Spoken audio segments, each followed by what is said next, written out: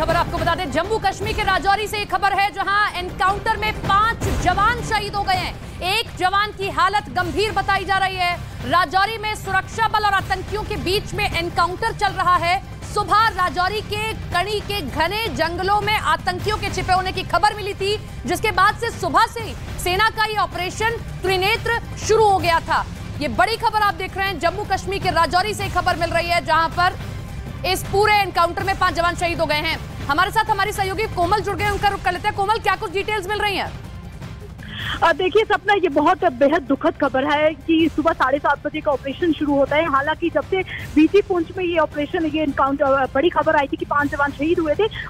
उन 5 जाबाज जो जवान थे जिनकी शहादत का बदला लेने के लिए तब से सर्च चल रहा था, ऐसे सर्च में उस शहादत का बदला लेने के लिए 5 और जाने जो है वो चली गई है। बेहद दुखद खबर है क्योंकि सुबह से ही ये सर्च कल रात से ही चल रहा था। हालांकि हेलीकॉप्टर से भी सर्च लगातार चल रहा था। तस्वीरों में भी आप देख रहे होंगे लगातार कि जिस तरीके से हेलीकॉप्टर से सर्च लगातार चल रहा था। कल रात से ही जो है ऑपरेशन का एरिया जो है वो बन चुका था, कॉर्डन ऑफ सारा एरिया कर रहा था। बड़े पैमाने पर यहाँ पर सेना के जवान पहुंच चुके थे, अधिकारी पहुंच चुके थे। सुबह 7:30 बजे एक विशेष सूचना मिलती है जो कि वहाँ पर एक बड़े हाइड आउट में आतंकवादी छुपे हुए हैं। जैसे ही हमला करने के लिए यहाँ से हमारे जवान वहाँ जाते हैं तो एक विस्फोट वहां पर होता है और हमारे जवान जो है उसमें घायल हो जाते हैं, जिसमें उनकी जान जो है वो चली जाती है। ये बेहद दुखद खबर है, लेकिन 2 आतंकियों को भी मार गिराया है सेना ने। ये भी एक खबर यहाँ से आ रही है कि 2 आतंकियों को मार गिराया है और भी 2 ग्रुप से आतंकियों की छुपे होने की आशंका जो है जताई जा रही है।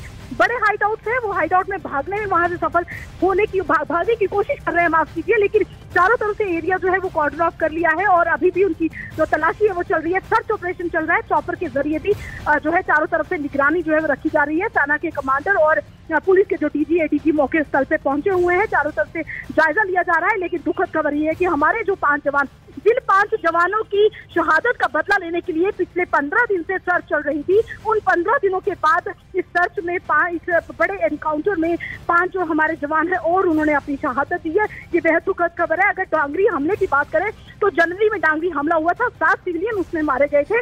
उसके बाद 5 जवान हमारे बीजी में जाते हैं। तो अभी तक हम काउंटर टोटल करें तो इन 5 महीनों में हमारे 19 लोगों की जान गई है। बेहद दुखद खबर है जी सपना। कोमल, मैं लौट रही हूँ आपके पास में। तस्वीरें देखिए उसी इलाके से आ रही हैं, कुछ देर पहले की तस्वीरें जो सामने आई हैं। पूरे इलाके को कॉर्डन ऑफ कर लिया गया है, पूरे इलाके में सर्च ऑपरेशन अभी भी चलाया जा रहा है। ये बहुत दुखद खबर है कि 5 जवानों की हमारी शहादत हुई है। लेकिन इस बीच खबर यह भी आ रही है कि 2 आतंकियों की मारे जाने की भी खबर है, लेकिन अभी भी इलाके में सर्च ऑपरेशन जारी है। और जिस तरीके की जानकारी कोमल दे रही है, देखिए अभी हेलीकॉप्टर के जरिए भी पूरे इलाके में सर्च अभियान चलाया जा रहा है। कोमल का फिर से रुख करेंगे। कोमल, आतंकियों को लेकर कोई अपडेट दिया गया है? कितने आतंकी मारे गए हैं, कितने और छिपे होने की आशंका और कहां तक ये फैले हुए हैं?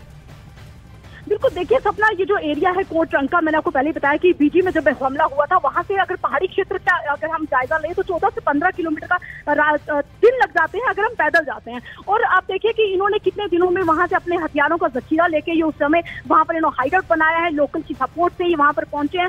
हालांकि कुछ दिन पहले जो सिविलियन जो की वहां पे लोकल मेंबर का जो निसार अहमद था, उसको हिरासत में पुलिस ने लिया था। उसने भी बहुत सारी जानकारियां दी थी और जहां जहां उसने जानकारियां दी थी कि वहां उनके हाइड आउट है, कि उस निसार अहमद ने आतंकियों की मदद की थी, उसी ने उनके हाइड आउट का रास्ता बताया था।